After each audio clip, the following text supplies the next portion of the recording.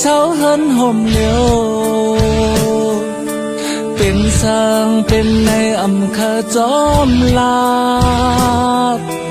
ลองลอยโหเจอต่างหักเธอจำก็มันเลยเป็นปูนนางเล่เปียมเค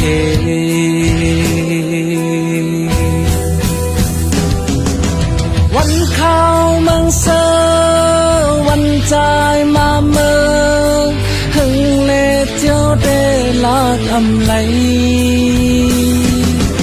นางขึ้นย้อนความมา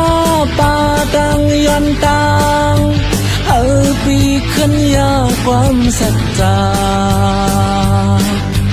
นางงวยจมเล่ปีคุยกลางปันใจจังตันมาค่อยจำ